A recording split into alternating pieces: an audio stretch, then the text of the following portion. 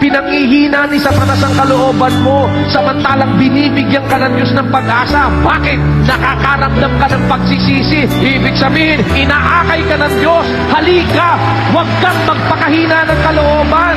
Sino pa kaya, mga kapatid, ang higit na nakakaalam ng balangkas ng bawat isa sa atin, nakakatarok ng ating mga puso, nakakaalam ng ating mga kahinaan, nakakaalam ng lahat ng bagay sa ating mga buhay? Hindi ba ang Diyos na lumikha sa ating mga magkakapatid? At kung siya'y nakakaalam yan, hindi ba lalo na dapat nating asahan na higit na makakaunawa ang Diyos na mapagmahal sa ating mga kahinaan, sa ating mga pagkukulang at mga pagkakamali? Hindi ba ang wika, panghihinayangan sila gaya ng isang tao na nangihinayang sa kanyang anak na naglilingkod sa kanya? Kung nakikita ng Diyos, mga kapatid, na mapagsikap tayo, ikaw ay talagang pinipilit mo, nakikita ng Diyos sa atin, hindi ka pumapalya sa pasalamat, hindi ka pumapalya sa pagkakatipon, sa prayer meeting. Pinipilit mo talaga na lahat ng pwedeng magawa sa mga gawain, lahat ng pagiging aktibo mo, pinipilit mo. Hindi ba tayo kaya panghihinayangan ng Diyos?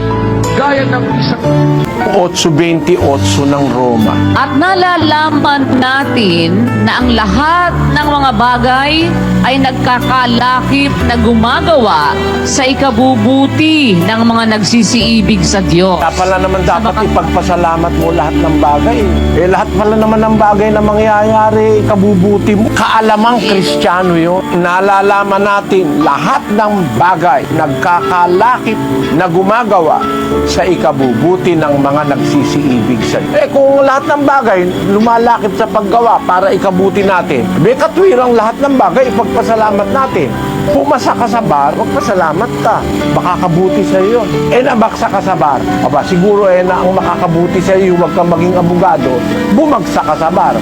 Dapat pagbagsak mo, magpasalamat ka rin. On the principle na nalalaman na kasi agad natin na ang Diyos ang nagpapangyari ng lahat ng bagay. Yung Diyos na pag-ibig na tumawag sa atin, papayag ba siyang may mangyaring ikakasama mo? Pag nangyari, pinayagan niyang mangyari. At nalalaman natin, lahat ng bagay nagkakalakip na gumagawa sa ikabubuti. Ganun ang Diyos, kapatid. Pagka sumusunod ka sa Kanya, pinakikinggan ka niya. Ano man ang iyong ipanalangin, pinapakinggan niya. Huwag ka lang hihingi ng masama. Pagka mabuti, bibigay niya. 5:14 ng unang Juan. At ito ang nasa ating pagkakatiwala sa Kanya, na kung tayo'y humingi ng anumang bagay na ayon sa Kanyang kalooban, ay dinidinig tayo niya. Pinapakinggan ka pag humihingi ka ng bagay ayon sa kanyang kalooban at gumaganap ka ng kanyang kalooban. Kaya, mahal mo asawa mo, inaakay mo mga anak mo, mahal mo kapwa mo tao, mahal mo yung mga mahihirap, tinutulungan mo yung dapat tulungan, na yun ang ginagawa ng dating daan Tinuturo ko sa mga kapatid dito yung tayong libreng eskwela, walang bayad ang eskwela natin hanggang kolehiyo. Pati uniforme, pati pagkain meron. Mga hindi makapag-aral, nakakapag-aral sa atin. Paano mo malalaman pinapakinggan ka ng Diyos? Gumawa ka ng lahat ng kabutihan sa kapwa. Pag humiling ka, hindi ka niya titiisin. Kahit medyo mabigat ang hiling mo, pagbibigyan ka ng Diyos. Papakinggan ka niya. Kaya kung mag-aasawa ka, maghahanap ka ng tahimik na babae. Hindi madaldal, hindi chismosa, hindi palaaway. Alam mo kasi, bawal ng Diyos yun Kung ikaw sa Diyos, bawal ng Diyos mag-asawa ka ng palaaway at magagalitin. Basahin natin sa banal na kasulatan. Huwag kang makipagkaibigan sa taong magagalitin, at sa mainiting tao ay huwag kang sasama. Pag sumama ka sa mga taong magagalitin, kaya kung ako ang babae, hindi ako mag-aasawa ng magagalitin. Kung ako lalaki, hindi ako mag-aasawa ng magagalitin. Bakit? Bawal ng Diyos Matututo ka ng kanyang lakad at ikaw mahahawa pati ang iyong kaluluwa maliligaw. Kaya alam mo, ang babaeng makadiyos, hindi madaldal, tahimik. Utos kasi yun eh. Sa unang Timoteo 2:11. Ang babae mag-aral na tumahimik. Igalang mo ang iyong abati na siyang unang utos na may pangako upang yumaon kang mabuti at ikaw ay mabuhay na malaon sa lupa. Nakita mo? Sino pa ang nakinabang pagka sinunod mo yung utos ng Diyos? Pinakinabangan ka bilang anak sa pagtalima mo, sa paggalang mo. Nakinabang ang magulang mo sa'yo. Pero hindi naman ang magulang mo ang gumawa sa'yo. Ang Diyos naman ang lumikha sa'yo. Pero ang nakinabang sa'yo nang sumunod ka sa utos na igalang mo magulang mo, ang nakinabang unang-unang magulang. Ikaw naman, ano ang pakinabang mo? Habang ikaw ay nabubuhay, yumayaon kang mabuti. Walang kasama ang mangyayari sa isang anak na matalimahin at magalang sa kanyang magulang. May proteksyon ka ng Diyos eh. Ang Diyos kasi ang nangako na pag iginalang mo yung magulang mo, tinalima mo. Mayroong palatuntunan ng Biblia sa pag-aasawa. Bago ka mag-asawa, dapat meron kang guidance ng Diyos ng kanyang aral. Hindi ka basta magmamahal, iibig. Kasi ang demonyo, nag-uudyok yan ang pagmamahal din eh. Ang ipapamahal sa'yo, yung hindi mo asawa na ng iba, mga aagaw ka pa, merong ganun. Yung lahat ng masasama galing kay Satanas yan eh. Yung sinasabi nila, tatamaan ka ika ni Cupido, tinuhani ka ni Cupido ng hindi totoo may Cupido. May Satanas na nag-uudyok sa tao na kahit na may asawa na, yun pa ang gustuhin mo. Alam mo naman makakasira ka ng pamilya. Kaya ang proseso ng pag-aasawa sa Biblia, kapatid, magiging maingat ka sa pagpili. Kasi pipili ka eh ng mapapangasawa mo eh. At ang pagpili mo must be guided by the Word of God. Halimbawa, may nakita kang lalaki, pogi nga, mayaman nga, mainit ang ulo, laging galit. Agad nang sinasabi ng Diyos sa 22-24 ng Kawikaan, huwag kang makisama sa taong magagalitin.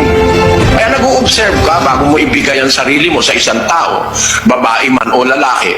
Iiwas ka dun sa magagalitin, sa mainiting tao, huwag kang sasama, sabi ng Diyos.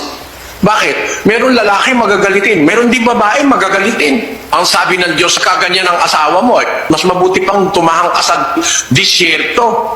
Ano po ang kahinatnan ng mga tao na ayaw makinig sa salita ng Diyos? Basahin natin yung 8:47 ng Juan. Ang sa Diyos ay nakikinig ng mga salita ng Diyos.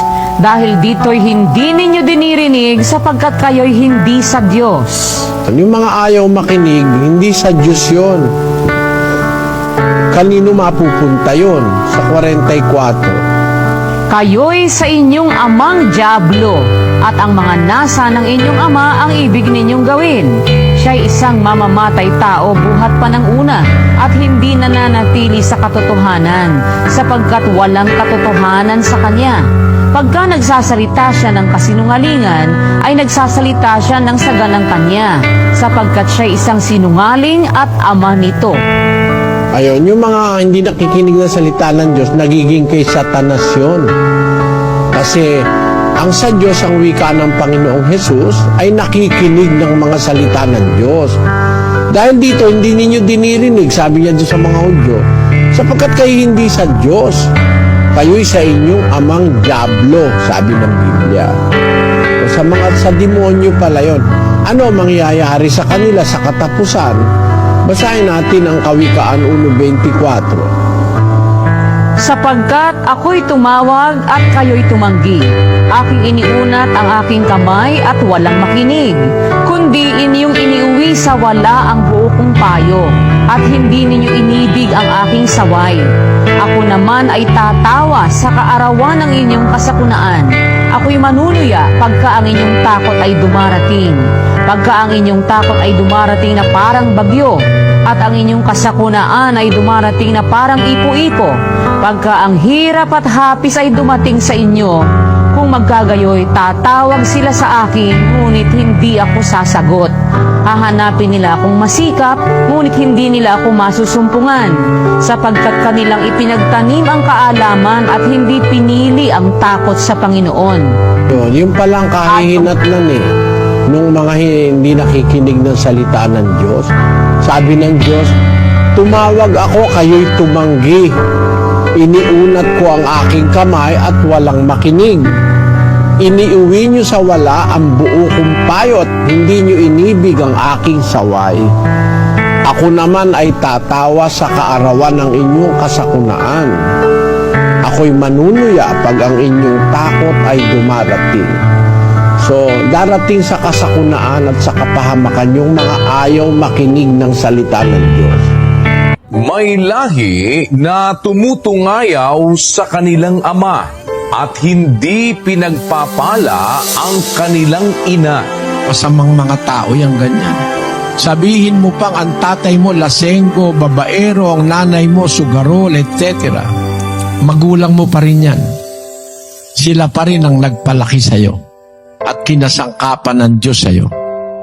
Kaya yung paggawa ng mabuti, kung sa kaaway, utos gumawa ka mabuti sa magulang pa. Huwag kayong mag-atubili na tumulong sa magulang. Pag nag-asawa ka, ikinasal ka na sa pamilya ng asawa mo. Mamahalin mo na ang magulang ng asawa mo, mga kapatid, mga pinsan, mga bayaw. May obligasyon ka na. Lumalawak ang obligasyon ng isang nag-aasawa. Ang pagtulong sa magulang at paggawa ng mabuti, hindi lang sa kapwa-tao na mahal mo, hindi lang sa mga taong kilala mo, kundi pati sa mga kaaway mo ay utos ng Diyos.